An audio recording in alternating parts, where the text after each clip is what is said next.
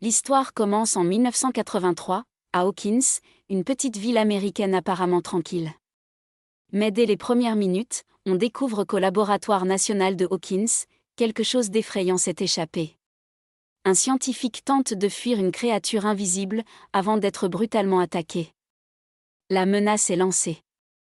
Un peu plus loin, 4 amis, Mike, Will, Dustin et Lucas, passent leur soirée à jouer à Donjons et Dragons dans la cave de Mike.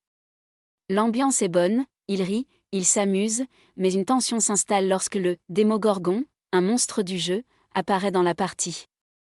Après le jeu, chacun rentre chez soi.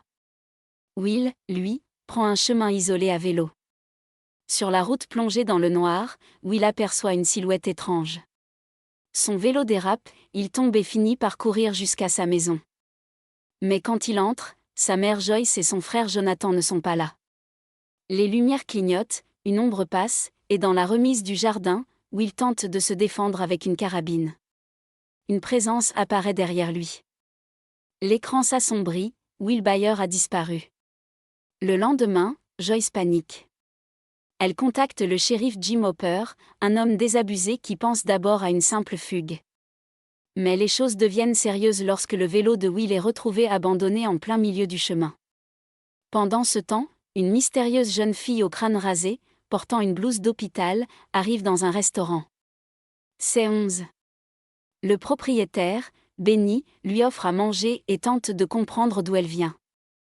Mais lorsqu'il appelle les services sociaux, ce sont des agents du laboratoire qui débarquent et le tuent. 11 parvient à s'enfuir. De leur côté, Mike, Dustin et Lucas refusent d'attendre les adultes et partent même chercher Will malgré la tempête. En avançant dans les bois, ils tombent sur une silhouette. Ils pensent d'abord avoir retrouvé leur ami, mais ce n'est pas lui, c'est 11. L'épisode se termine sur cette rencontre décisive, une enfant étrange, seule et terrifiée, qui semble détenir la clé de la disparition de Will Byers et du secret que cache le laboratoire Dawkins.